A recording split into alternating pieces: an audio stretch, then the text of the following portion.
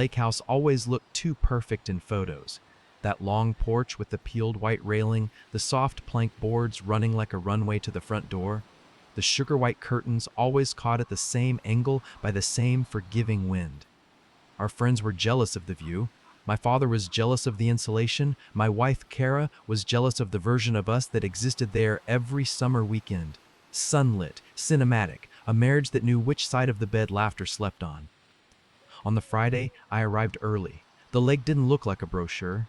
It looked like Wisconsin in late May, sky the color of a lived-in denim jacket, water dark with windprints, the kind of cool that sneaks through a fleece and touches your ribs.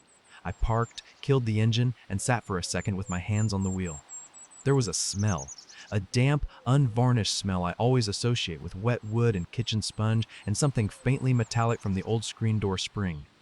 I loved that smell more than I should admit. It felt honest. It felt like the part of our life no one curated. I wasn't supposed to be here. Kara thought I'd be another 3 hours client meeting, the kind that needs a slide deck and someone to nod into a camera.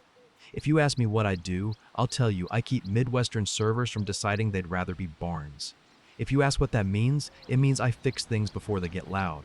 I'm better with logs than with people. Logs tell you their version without asking you to guess. The lights in the living room were on, a Chicago Bulls sweatshirt. I knew the one was draped over the back of the armchair by the window that washed the dock. Music, too quiet to be casual, was pushing through someone's phone speaker. I picked up my overnight bag, flipped the porch light off with my elbow, and let myself in. Kara was on the couch, hands occupied with a glass she didn't need to be holding, legs crossed like she was modeling patience. Across from her stood Troy from her office, the guy who always volunteered for late client cocktails because he said some brands only loosened their wallets after loosening their handles. He had a look that played well under bar lighting, square jaw that wanted to be a policy, hair that was always half an inch from too long. At the office holiday party, I watched half the room tilt toward him when he talked, like plants following a lamp, like plants following a lamp. "Mark," Kara said, like my name was a surprise, like she was reading it off a guest list. "You're early." "Looks like I'm not the only one," I said. Troy's eyes did a quick sweep door, like a deer deciding which way remembered trees. I stepped aside without waving him through. I wasn't blocking his way, I just wasn't clearing it. The hallway in that house was narrow from door to living room. Architects in the 60s liked houses to have a throat you had to pass through. Troy tried to go shoulder first, because that's how men like Troy pass in the world, leading with something they think explains everything. Our shoulders touched. For a second, nothing. For a second, everything. He twisted, misjudged the clearance, and his hip hit the porch side railing we'd been meaning to reinforce since last summer. It wasn't rotten, but it wasn't eager either. The top rail shuddered. Troy pinwheeled in that cartoon way athletic men do right before gravity models humility. He caught himself on the newel post with a sound that wasn't pain and wasn't not pain. Kara made a noise like insult. "Hey," Troy said, holding a palm up, playing peacemaker on ground he had salted. "I'm just leaving." "That's the first true thing you've said in my house," I said. I didn't raise my voice. I didn't close the distance. I didn't step on the old, loud board in the hallway that likes to scream when anybody tries to make drama. "Mark," Kara said. The syllable sounded like a plan losing its balance. I stepped back and pulled my phone from my pocket with the same movement I used to pull a cable from a switch. Calm, precise, inevitable. My thumb knew how to find 911 without looking. When the operator answered, I kept my voice even like I was describing a network outage. My name, my address, a domestic incident with a guest, no weapons, no immediate injuries. Yes, I am the one calling. I'd learned the hard way in a different life that the person who calls first gets to label the room. Troy stared. "You're calling the police?" "I am," I said. "Please stay." He scoffed. "Why would I?" "Because the last thing you want to be is the guy who flees a house with a woman in it when a call is logged," I said. "You'll look worse than you already look." He stayed. Kara paced 3 steps and then remembered, "Pacing makes you look guilty on cameras." I went to the porch and waited, hands visible, heart acting like it had trained for a 5K. There are parts of manhood that I was never taught right. One I did learn: sometimes you control a situation by controlling your pulse. The squad car pulled up with the lights but not the siren. 2 officers emerged, one older with a slow way of looking at a scene like it had layers, and he wasn't going to be bullied into choosing one younger and alert and too ready to believe whichever story sounded most like TV. I kept my palms open. I repeated the line that mattered. "I called you." The older one nodded and said, "Let's start there." We did the dance, names, addresses, relationship notes, the layout of the house rendered in the smallest words possible. "He's a colleague," Kara said. "We came up to catalog the living room for the brand retreat. It's a vibe board kind of thing." "After hours?" the older officer said, not unkindly. "At your weekend place?" She smiled with teeth that always got her extensions on deadlines. "Marketing," she said. "You know how it is." He did not, probably. He wrote. He asked to see where Troy had bumped. We all walked to the hallway and looked at the railing like it was a patient in a hospital.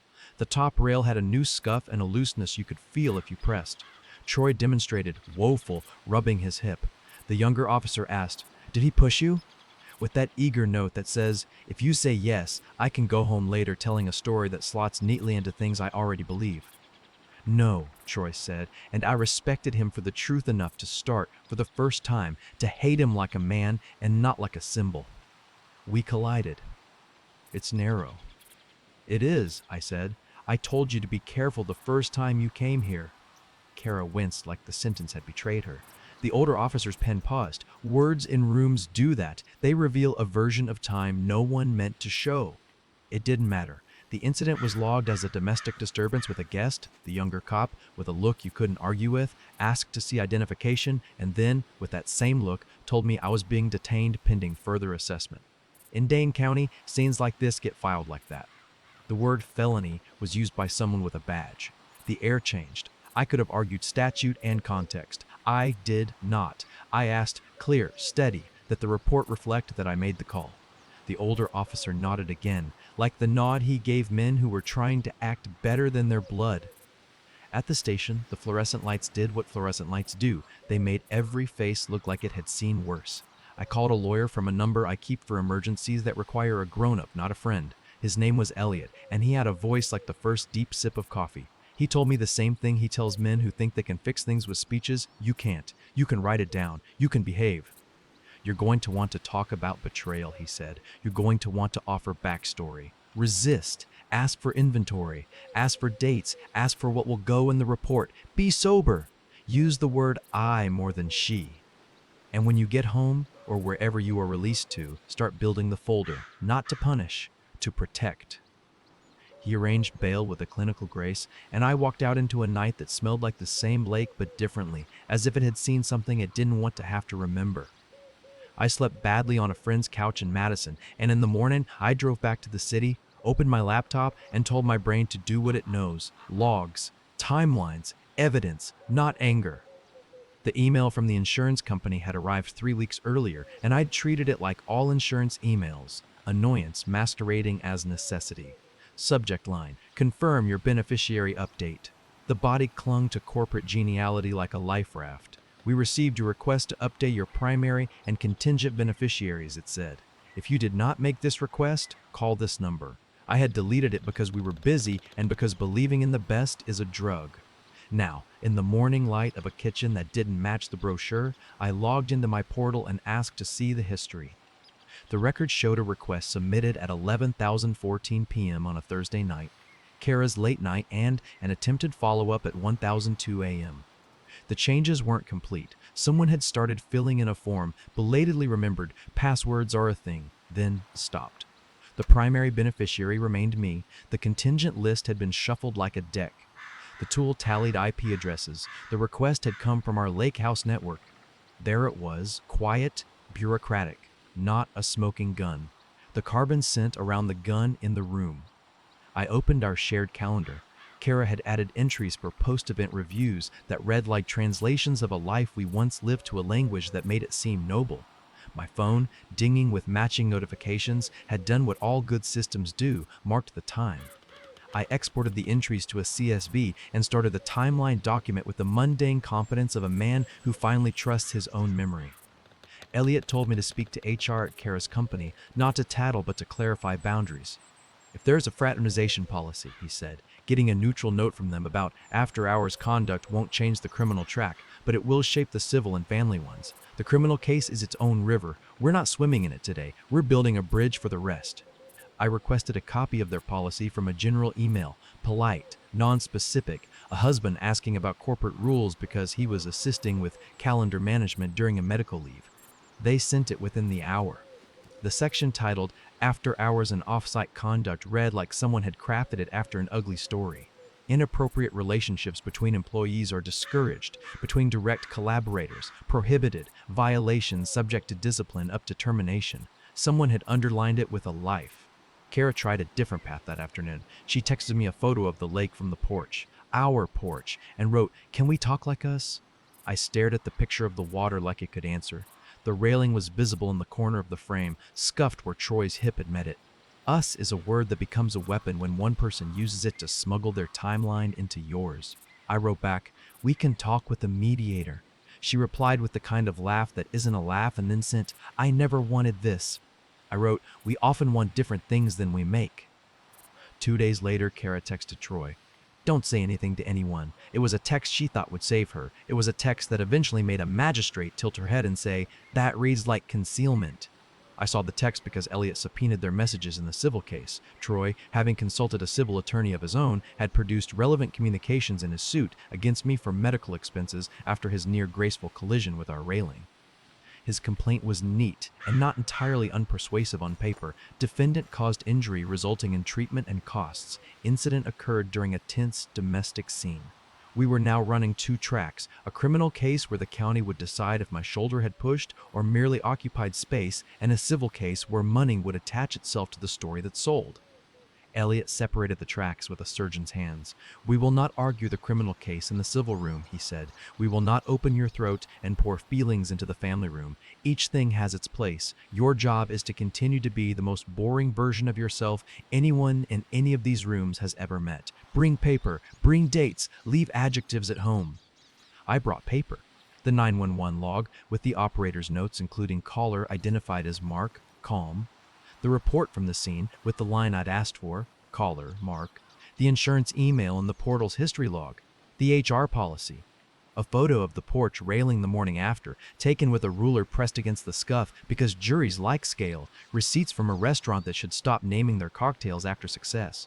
Screenshots of calendar entries that stacked post-event review next to beneficiary update inside the same month. In parallel, I tried to remember that I was a person, not a case file. I went to the lake house only with a friend. I changed the Wi-Fi password and the locks. I did not leave a note. I did not make a public post. I called my father and told him the headline but not the details, and he surprised me by not arriving with a truck and a belt. He said, "Son, arithmetic is stronger than tears." He said it like a thing his father had told him after someone else's world had burned. He told me to remember who I was before lakes and brochures. Kara came to the first mediation looking like a woman who had spent the morning deciding how to dress as both victim and hero.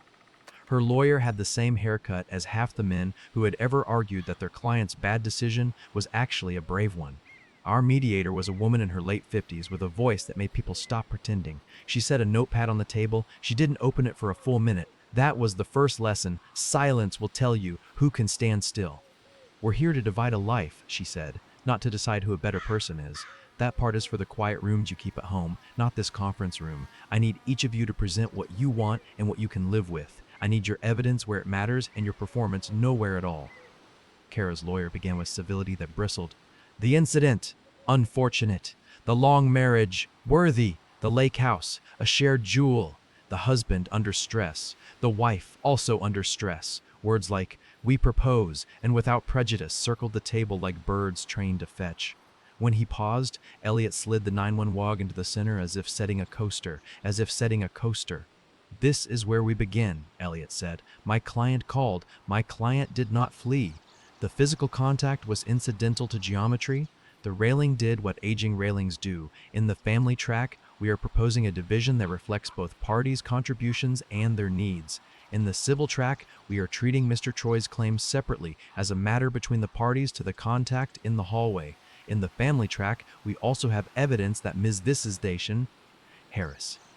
Elliot always used her last name in these rooms, began attempting to change insurance beneficiaries prior to the incident and outside any agreement with Mr. Doyle. We have company policy language discouraging and prohibiting after-hours relationships relevant to the hours Ms. Harris logged as work in her own calendars.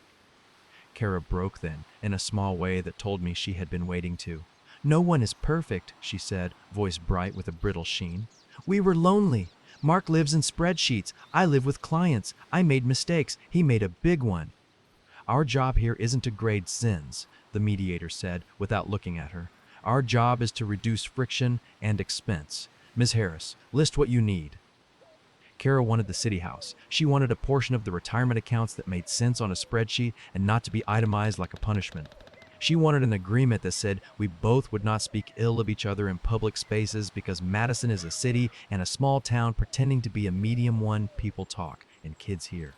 She wanted to avoid the lake house conversation because the lake house was the postcard, and if you've never lived inside a postcard, you have no idea how much comfort you get from believing the picture is the thing. I wanted the lake house. I wanted an end to the experiment of us without a river of commentary poured into years we could no longer change. I wanted to build summers that asked only of me what this porch asked when the boards were new. Show up, sit, be. I wanted the city house off my back like an animal that had started to eat me from the outside in. We could have fought for a year. We didn't. Arithmetic is stronger than tears, my father had said. Our mediator said it again in her way. Your lake house is valued at X, your city house at Y, your retirement accounts here and there. You can swap emotion for equity, but the math has a spine, and it will not break just because you want it to. In the separate civil room, Troy's lawyer argued with a vigor that felt imported from a different building. He held up photos of an ugly bruise like they were proof of my soul. He said words like reckless disregard. Elliot responded with the geometry, the hallway's width, the scuff on the railing, the lack of a shove in any testimony. It was a chess game that had nothing to do with love. We settled with a number that made my stomach clench and then unclench because paying to get your life back is a calculation with its own kind of mercy. The criminal track did not end in a neat bow. It ended the way these things usually end for men who call first and act like adults. A charge reduced here, a class below that there, a plea that read more like a traffic ticket than a life sentence. Some men go away for this, some men don't. Judges look at eyes and at reports and at whether the porch rail tells the story the loudest person in the room wants. I didn't get a headline. I got a record that reminds me on certain forms to check a box.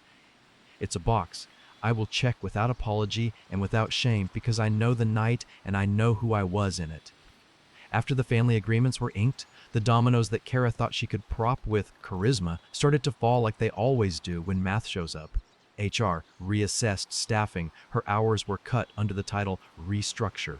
Her after hours with Troy started to feel like a meeting in an empty room. His Sybil suit had made his wife ask questions that did not find answers they liked. He stopped appearing in the office, slack. The parent chat for our school went cool around her. The women who had nodded at her at PTA stopped nodding.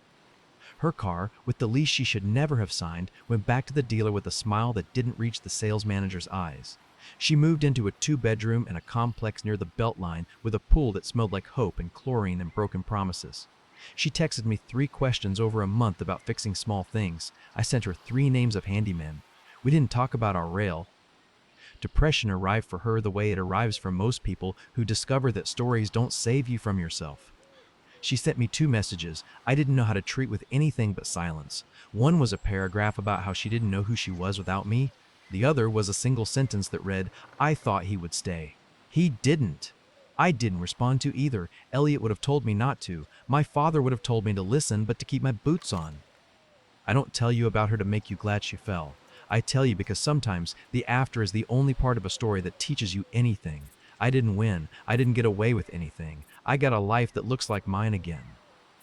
The lake house needed a new rail. I put it in with a man who used to work with my father and who tells stories about ice fishing that make me believe in winter. I sanded the porch, a plank at a time, not because it needed it, but because the boards had listened to too much and deserved a new skin. The first night back there alone, I sat with my feet on the bottom bar and counted breaths until the dark felt like a blanket again instead of a threat. People ask me if I'd do anything different. It's always a trick question. If I'd never walked in that night, I would be telling you a different story, one where I caught them in an email instead of a hallway, one where the word felony never shared oxygen with my name. If I had walked in and swung, I'd be telling you a story from a different address without a view. If I had forgone the call, the report would remember me differently, and so would I. The choice I did make is the only one I can live with. I called, I stayed, I built the folder, I negotiated the rooms, I walked out with my pulse under my own control. I kept my witnesses boring. At the last mediation, after we'd signed the page that finally made me the sole owner of the lake house and removed us from each other's taxes, the mediator closed her notebook and regarded the table like a teacher who had sent her students to recess. She said something I think about when the porch boards are quiet. She said, "Paper is not justice, it is mercy for the future. You won't get what you want from today, you'll get a map to not being lost." I hold on to that when neighbors ask gently if Kara and I will ever work it out. I hold on to it when men at the bar near the Capitol throw out words about how these women and those guys and everything becomes a team they think they play on. I hold on to it when the lake looks so pretty it hurts. Arithmetic is stronger than tears. That's my final note. The numbers of the 911 timestamp, the line in the report that says I called, the dates in the insurance portal, the sums on the settlement, the number of screws it took to make the new rail set true, the count of breaths between sunset and full dark on a night in July when the wind decided to be kind and the porch decided to remember only the weight of me. What matters more, public apologies that satisfy the crowd for a day, or quiet rooms where paper rests, an adult sign, and no one lies and everyone goes home to learn how to be themselves again? If you were in my place at the foot of that rail, would you have called first and stayed, or thrown words like gasoline and let the match do what matches do?